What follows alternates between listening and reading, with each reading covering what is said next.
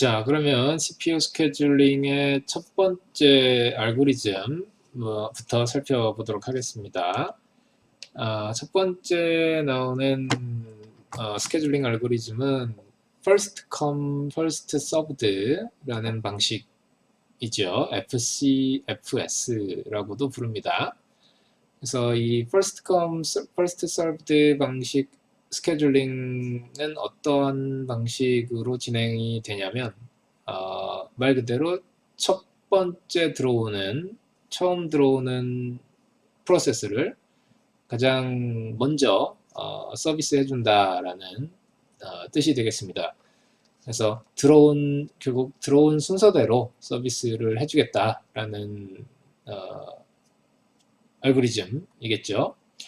지금 보시는 것처럼 그 프로세스 3개가 P1, P2, P3의 순서로 이제 시스템에 들어온 겁니다. 즉 여기서 들어왔다는 얘기는 이제 프로세스를 실행해 달라고 이제 요청을 한 거죠. 그래서 P1, P2, P3의 순서로 들어왔기 때문에 이 실행 순서 역시 서비스 순서 역시 P1, P2, P3의 순서로 프로세스를 이제 스케줄 해주게 됩니다. 이때 우리가 그 스케줄링 하는 상황을 나타내는 차트를 우리가 겐 차트라고 합니다. 겐 차트라고 하는데 이 겐트 차트를 통해서 보통 스케줄링 특정 시점에 어떤 프로세스가 스케줄 되었는지를 나타내기에 적합하기 때문에 이 겐트 차트를 많이 사용을 합니다. 그래서 지금 보시는 화면처럼 이제 시작 위치가 이제 0초가 되겠고요. 24초 시점에 이제 P1 프로세스가 계속 실행이 되다가 24초라는 시점에 P1에서 이제 P2 프로세스로 스케줄이 전환이 된 겁니다. 그래서 이 P2라는 프로세스가 다시 24초에서 27초까지, 즉 3초간 실행을 하고 다시 또 27초에 P3가 실행이 시작돼서 전체적으로 30초가 됐을 때 모든 프로세스의 실행이 끝나는 형태로 진행이 된 것이죠. 그래서 이 각 프로세스의 버스트 타임이 이렇게 이제 지정이 돼 있기 때문에 각각 24초, 3초, 3초씩 실행을 한 것이 되겠습니다. 자, 이런 비교적 간단한 스케줄링 알고리즘이라고 할 때 이 스케줄링 알고리즘의 성능을 한번 분석을 해볼 필요가 있겠습니다. 왜냐면 우리가 이 FCFS 외에도 추가적으로 몇 가지 더 스케줄링 알고리즘을 학습을 할 텐데요. 그 여러 개의 스케줄링 알고리즘이 각각 어떠한 장단점이 있는지를 비교 분석을 해 볼 필요가 있고요. 왜냐하면 이 중에 하나를 우리가 채택을 해야 될 것이니까요. 운영체제에서. 그리고 그렇게 이제 비교 분석을 하려면 앞서 말씀드렸던 그 스케줄링 크라이테리어로 지정돼 있던 항목들, 즉 이런 측면에서 각각의 스케줄링 알고리즘을 평가할 필요가 있다라고 이제 5가지, 2가지의 HB 매트릭과 3가지의 LB 매트릭을 이제 소개를 드렸죠. 그래서 그런 관점에서 우리가 이 각각의 스케줄링 알고리즘을 평가해 볼 필요가 있습니다. 그 중에 우리가 뭐 여러 가지가 있지만 웨이팅 타임 같은 경우를 일단 이 알고리즘에 대해서 평가를 해보면 웨이팅 타임이라고 그러면 각 프로세스가 시스템에 도착해서 이제 스케줄이 되기까지의 시간을 우리가 웨이팅 타임으로 정의를 했습니다. 그래서 P1의 경우는 웨이팅 타임이 이제 제로죠. 왜냐면 이 P0는 제일 먼저 도착했기 때문에 도착한 즉시 서비스가 됐습니다. 0초에. 그래서 P1은 대기한 시간이 전혀 없는 웨이팅 타임 제로가 되겠고요. P2의 경우는 이제 이 각 P1, P2, P3가 순서상 P1, P2, P3의 순서로 도착을 하긴 했으나 전부 공통적으로 0초에 도착한 것으로 이제 일단 가정을 하면 됩니다. 그래서 0초라는 시간에 순서대로 P1, P2, P3가 따다닥 이제 동시에 들어온 거죠. 그래서 P2 역시도 이제 0초에 들어와서 P2가 시작되기까지의 시간, 즉 24초간 기다린 셈이 되는 겁니다. 그래서 P2의 웨이팅 타임은 이제 24가 되는 거고요. P3의 웨이팅 타임 역시 0초에 들어와서 P3가 이제 27초에 시작이 됐기 때문에 27초간 대기한 것으로, 즉 P3가 27로 나오는 것이죠. 그래서 이렇게 각 프로세스에 대한 웨이팅 타임을 구하면 이것을 이제 에버리지 취하게 되면 우리가 구하고자 하는 궁극적인 에버리지 웨이팅 타임이 나오게 됩니다. 그래서 0 더하기 24 더하기 27을 3으로 나눠서 이제 17의 값을 얻을 수가 있는 것이죠. 자, 나중에 이제 이 에버리지 웨이팅 타임을 다른 스케줄링 알고리즘에 대해서도 이제 구할 겁니다. 그래서 이제 어느 정도의 차이가 있는지를 우리가 이제 평가를 상호 비교를 해보게 되겠습니다. 자, 그리고 이제 만약에 이 FCFS 스케줄링을 동일한 알고리즘 하에서 이 프로세스가 도착하는 순서가 단지 살짝 바뀌게 되었을 때 어떠한 변화가 발생하는지를 한번 좀 살펴보겠습니다. 예를 들어서 각 프로세스들의 버스트 타임은 아까하고 동일하다라고 가정을 하고요. 즉 P1이 이제 24초, 그리고 P2, P3가 각각 3초씩 버스트 타임을 동일하게 가지고요. 하지만 0초에 각 프로세스들이 도착을 할 때, 동시에 도착할 때 그 순서가 P1, P2, P3가 아니라 P2, P3, P1의 순서로 0초에 따다닥 들어왔다고 가정을 해보겠습니다. 그랬을 때 우리가 이제 다시 겐 차트를 그려보면 이제 다음과 같은 그림이 되겠죠.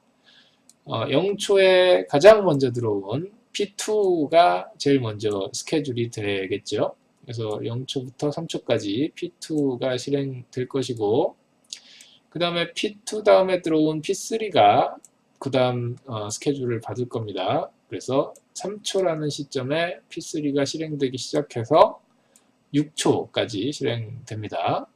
그리고 이제 세 번째로 들어온 P1 프로세스가 6초 시점에 시작이 돼서 버스트 타임 24초간 실행을 하고 이제 30초가 되는 순간 종료하게 되겠습니다. 자, 이런 경우에 우리가 다시 웨이팅 타임을 고려를 해보겠습니다.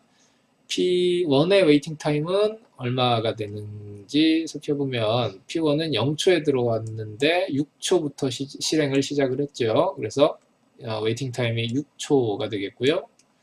P2는 0초에 들어왔고 0초부터 실행을 시작했으니 얘는 이제 웨이팅 타임이 없겠습니다. 그래서 P2는 0, P3는 0초에 들어왔으나 3초에 프로세스가 스케줄 받고 실행을 시작했죠. 그래서 웨이팅 타임이 3초가 되겠습니다. 그래서 이런 각각의 웨이팅 타임을 에버리지 취하면 6 더하기 0 더하기 3을 다시 3으로 나눈 값으로 계산을 하고 나니까 3이 나온 거죠. 사실 이 앞 슬라이드와 이 뒤 슬라이드는 프로세스 1, 2, 3 개수도 똑같고 각 프로세스들의 버스트 타임, 수행시간, 지속시간도 다 동일합니다. 그리고 이 각 세 개의 프로세스들이 시스템에 도착한 시간도 전부 0초이고요. 단지 차이가 있다면 0초에 들어온 순서가 1, 2, 3이냐 아니면 2, 3, 1이냐의 차이가 있을 뿐인데 단지 그 차이만으로 우리가 웨이팅 타임, 에버리지 웨이팅 타임이 상당히 크게 차이가 난다라는 사실을 알 수가 있습니다. 즉 앞에서는 에버리지 웨이팅 타임이 17초였는데 반해서 뒤에서는 에버리지 웨이팅 타임이 3초인 거죠. 무려 14초나 차이가 납니다. 그래서 이렇게 개선되게 된 이유가 우선 뭐가 되겠습니까? 전반적으로 실행 시간이 짧은 프로세스가 먼저 스케줄 받은 것이 가장 큰 차이점이라고 할 수 있지요. 앞서 슬라이드에서는 실행 시간이 가장 긴 프로세스인 P1이 제일 먼저 스케줄을 받았던 데 반해서 뒤 슬라이드에서는 이제 실행 시간이 가장 짧은 프로세스들이 먼저 스케줄을 받고 실행 시간이 가장 긴 프로세스가 이제 스케줄을 뒤늦게 받은 사례가 되겠습니다. 이랬을 때 이제 성능이 확 올라가는 효과가 발생한 것이죠. 그래서 이런 효과를 우리가 이제 컨보이 이펙트라고 합니다. 즉, 긴 프로세스 뒤에 있는 짧은 프로세스들로 인해서 실행 시간이 저하되는 현상을 우리가 컨보이 이펙트라고 하고요. 그래서 이제 일반적으로 이런 컨보이 이펙트를 발생시키는 것 자체가 그렇게 이제 스케줄링 알고리즘에 있어서 바람직한 그런 현상은 아닙니다. 즉 우리가 그 스케줄링 알고리즘, 여러 개의 스케줄링 알고리즘을 평가하는 데 있어서 그 바람직한 스케줄링 알고리즘이라고 한다면 적어도 이런 프로세스가 다른 환경이 다 동일한데 임에도 불구하고 단지 들어오는 순서에 따라서 이렇게 스케줄링의 성능이 급격하게 차이 나는 이런 현상은 절대 이제 바람직한 현상이 아니기 때문에 그렇게 이제 좋은 평가를 컨보이 이펙트가 발생하는 것에 대해서 그렇게 좋은 평가를 할 수는 없는 것이죠. 그래서 사실 이 FCFS라는 스케줄링 알고리즘은 그렇게 이제 아주 많이 쓰이는 그런 스케줄링 알고리즘은 아닙니다. 물론 그 알고리즘이 간단하고 또 알고리즘을 구현하기 쉽다라는 장점이 분명히 있습니다만 이러한 그 컨보 이펙트와 같은 효과가 있어서 좀 그 성능이 이제 컨스턴틀리 꾸준하게 스테디하게 이제 나오지 않는 우려가 있는 것이죠. 이런 게 이제 운영체제의 입장에서는 바람직하지가 않습니다. 자, 그러면 이런 그 컨보 이펙트와 같은 현상이 있기 때문에 우리가 만약에 CPU 바운드 잡이 하나가 있고 또 이제 여러 개의 IO 바운드 프로세스들이 존재하는 시스템 운영체제 상에서 이런 형태의 프로세스들이 있다라고 한다면 어떤 프로세스를 먼저 실행하는 게 바람직하겠습니까? 그러니까 운영체제가 이런 FCFS 스케줄링 방식을 채택을 하고 있고 또 FCFS라는 방식에서 컨보 이펙트라는 효과가 발생한다라는 사실을 이미 인지를 하고 있다면 이러한 프로세스 구성일 때, 즉 한 개의 CPU 바운드 프로세스와 여러 개의 IO 바운드 프로세스가 이제 실행을 대기 중인 상황이다라고 가정하면 어떤 것을 먼저 실행해주면 될까요? 예, IO 바운드 프로세스를 먼저 실행해주는 것이 당연히 바람직하겠죠. 왜냐하면 IO 바운드 프로세스는 그 특성이 원래 many short CPU burst죠. 예. 그래서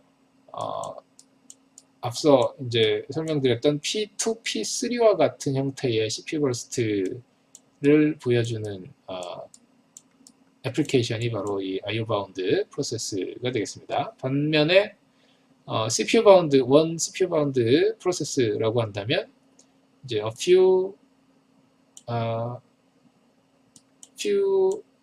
long CPU 버스트가 되겠습니다. 그래서 지금 P1 프로세스와 같은 형태의 비헤이비어를 보여주는 프로세스가 되겠죠. 따라서 이제 CPU 바운드 프로세스보다는 여러 개의 IO 바운드 프로세스를 먼저 스케줄 해주는 방식으로 동작하는 것이 당연히 시스템 성능 향상 측면에서 유리할 것입니다. 자, 다음은 shortest job first라고 하는 스케줄링 방식을 소개를 하도록 하겠습니다. 자, shortest job first, 즉 줄여서 SJF 방식 스케줄링이라고 이야기를 하는데요. 직역하면 가장 짧은 작업을 먼저 스케줄하겠다라는 이것 역시도 이제 단순한 방법이 되겠습니다. 그래서 이렇게 이제 그 shortest job first라고 하는 스케줄 방식을 실현하기 위해서는 우리가 이제 한 가지 전제 조건이 좀 필요합니다. 어떤 전제 조건이냐면 각 프로세스 시스템에서 우리가 수행하고자 하는 각 프로세스의 그 CPU 버스트, 다음번 CPU 버스트의 길이를 우리가 좀 미리 알 수 있다. 실행하지 않고도 좀 미리 예측을 할 수 있다라고 가정을 해야 이제 실현 가능한 그 알고리즘, 스케줄링 알고리즘이 되겠습니다. 그래서 만약에 이런 정보가 있을 때 한해서 우리가 그 길이에 따라서 즉 넥스트 CPU 버스트의 길이에 따라서 가장 짧은 수행 시간을 갖는 프로세스를 먼저 실행을 시켜주겠다, 스케줄링을 시켜주겠다라는 알고리즘이 되겠습니다. 그래서 만약 이런 전제 조건만 실현이 가능하다면 이 SJF는 가장 옵티멀한, 가장 최적의 알고리즘이 바로 SJF 알고리즘이 되겠습니다. 사실은 근데 이런 그 프로세스가 앞으로 얼마나 오랫동안 실행할 것인지를 예측하기가 쉽지는 않죠. 어떻게 과연 내가 아래 한글을 띄우면서 이 아래 한글을 몇 초간 쓸 건지 예측을 하겠습니까? 뭐 인터넷 익스플로러를 띄우면서 내가 이 인터넷 익스플로러를 딱 2초만 쓸 거야. 뭐 이렇게 생각하면서 띄우는 사람도 없지요. 그리고 그런 정보를 우리가 PC 운영체제에다가 또 매번 기재해서 주기도 또 어렵습니다. 그래서 사실은 이런 정보, 넥스트 CPU 버스트 타임 랭스에 대한 정보는 다소 이제 비현실적인 측면이 있습니다. 하지만 이 SJF 알고리즘을 학습을 하는 이유는 최대한 최적화할 때에 얼마까지 가능할 것인가, 즉 옵티멀 상한을 이제 체크하기 위해서 이 알고리즘이 나름대로 의미가 있는 것이죠. 그래서 과연 어느 정도까지 스케줄을 잘 할 수 있을 것인지를 어퍼 바운드를 한번 좀 보고 그거에 어느 정도 근접하는 스케줄 알고리즘을 우리가 택하겠다라는 이런 어프로치 차원에서 이 스케줄링 알고리즘을 이제 고려를 해야 될 겁니다. 그래서 SJF 방식으로 우리가 스케줄하는 사례를 한번 살펴보겠습니다. 프로세스가 4개가 있습니다. 4개가 있고 각각 버스트 타임이 6초, 8초, 7초, 3초로 P1, P2, P3, P4가 이제 돼 있습니다. 자, 이럴 때 이 각 P1, P2, P3, P4를 어떤 순서로 스케줄을 하겠습니까? shortest job first니까 가장 burst time이 짧은 프로세스를 먼저 스케줄 하겠죠. 즉 P4가 burst time 3이기 때문에 P4가 가장 먼저 스케줄이 됩니다. 그리고 나서 가장 짧은 burst time을 갖는 P1이 그 다음 스케줄이 될 것이고요. 6초간. 그리고 7이 그 다음 작은 값이니까 P3가 7초간 실행이 됩니다. 그리고 최종적으로 P2가 8초간 수행이 되는 형태로 되겠죠.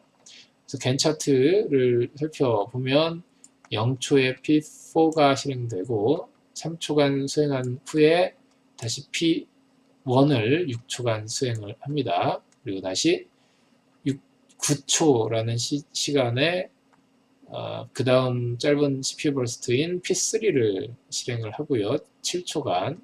그리고 나서 최종적으로 P2를 8초간 실행을 해서 24초에 전부 작업이 완료되게 되겠습니다. 자, 이런 경우에 에버리지 웨이팅 타임을 계산해보면 어떻겠습니까? P0의 경우는 P1의 경우는 이제 0초에 도착해서 3초부터 시작이 됐죠. 그래서 P0는 3초, 그리고 P1의 경우는 0초에 도착을 해서 이쪽이 P1이고요. 이쪽이 이제 P2죠. P2의 경우는 0초에 도착해서 16초에 시작이 됐습니다. P2가 여기 있죠. 그래서 웨이팅 타임이 16초. 그리고 P3는 0초에 도착을 했는데 실행이 9초에 됐습니다. 그래서 웨이팅 타임이 9초. P4는 0초에 도착했고 바로 0초에 스케줄이 됐으니까 웨이팅 타임 0초. 이렇게 더해 주시면 더해서 4로 나눴을 때 이제 에버리지 웨이팅 타임이 나오는데 7이 나옵니다. 7이 이렇게 이제 7초라는 에버리지 웨이팅 타임은 사실 이 P1, P2, P3, P4를 조합해서 얻을 수 있는 웨이팅 타임으로는 가장 최소의 어퍼 바운드가 되겠습니다. 즉 아무리 좋은 스케줄링 방식을 쓰더라도 이 7보다는 더 좋아질 수 없는 정도의 이제 어퍼 바운드라고 이제 할 수가 있는 것이죠. 그래서 우리는 가급적이면 이렇게 이제 7에 근접하는 스케줄 알고리즘을 택하는 형태로 어프로치를 하시면 되겠습니다. 자, 물론 이제 이전 슬라이드에서 우리가 이제 다음번 CPU 버스트, 넥스트 CPU 버스트를 정확하게 예측하는 것이 비현실적이다라고 이제 말씀을 드렸습니다만, 사실 이게 아주 불가능한 것은 아니고요. 이 넥스트 CPU 버스트를 예측한다는 것이 전혀 뭐 가당치도 않은 그런 일은 아닙니다. 즉 실제로 슈퍼컴퓨팅 같은 분야에서는 이렇게 이제 특정한 프로세스를 몇 초간 실행해라 이렇게 이제 시간 CPU 버스트를 지정해주는 경우가 꽤 있습니다. 그리고 뭐 꼭 슈퍼컴퓨터 분야가 아니더라도 우리가 사용하는 일반적인 운영체제에서도 여러 가지 이제 통계 자료를 유지 관리를 하는데 과거에 그 프로세스의 수행 시간의 어떤 데이터를 가지고 평균한 값을 보면 뭐 대체적으로는 맞는 경향이 있다라고 할 수가 있겠습니다. 그래서 이 프로그램을 수행시켰을 때 사용자가 이 프로그램은 뭐 장시간 사용한다 또는 이 프로그램은 잠깐씩만 사용한다. 이런 통계 데이터들을 운영체제가 얼마든지 보유를 할 수 있고 또 그러면서 CPU 스케줄링에 활용할 수가 있다라는 이야기죠. 자, 그러면 이렇게 이제 데이터를 갖고 있을 때 우리가 가능한 정확하게 이 넥스트 CPU 버스트를 계산하는 방법을 소개를 드리겠습니다. 여기 이제 그 1, 2, 3, 4와 같은 단계로 우리가 이 넥스트 CPU 버스트를 계산 결정한다라는 내용이 나타나 있습니다. 한마디로 소개를 드리면 이게 이제 웨이티드 에버리지를 쓰겠다는 이야기죠. 여기서 그 TN이 이제 실제 n번째 CPU 버스트의 길이가 되겠고요. 그리고 이 TN은 이제 실제 값입니다.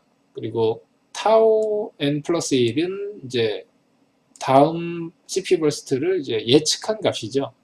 그래서 이쪽이 이제 우리가 실제로 예측하는 부분이 타우 n 플러스 1이 되겠습니다. 그러니까 tn은 실제 과거의 일이기 때문에 실제의 측정 값인 거죠. 그래서 이 tn과 타우 n을 우리가 이제 어느 정도의 비율을 가지고 반영을 할 것인가를 결정할 수가 있다는 얘기죠. 웨이티드 에버리지. 즉 가능하면 정확하게 좀 예측하고 싶다라고 한다면 과거 데이터, 즉 실제 데이터의 비중을 높게 해주면 될 것이고요. 그리고 뭐 꼭 그렇게 정확하지는 않아도 어느 정도 예측한 값을 좀 더 중점적으로 비중을 둬서 반영을 하겠다라고 한다면 이 1-알파 쪽을 더 비중 있게 키워주시면 될 겁니다. 그래서 적정한 값, 알파라는 값을 기준으로 해서 tn을 이제 알파만큼 알파 포션으로 이제 반영을 하고 또 타우에는 이제 1-알파의 포션으로 이제 반영을 한다면 이게 이제 일종의 웨이티드 에버리지 공식이 되는 것이죠. 그래서 이와 같은 방법으로 이제 타우 n 플러스 1을 이제 계산을 할 수가 있다라는 얘기죠. 이건 이제 오타입니다. 그래서 일반적으로는 커먼리하게 알파를 이제 반반씩 정한다는 얘기죠. 과거와 현재를 반반씩 정해주는 게 이제 아무래도 좀 제너럴 하겠죠. 자, 이상으로 이번 시간 강의를 마치겠습니다. 여러분 수고하셨습니다.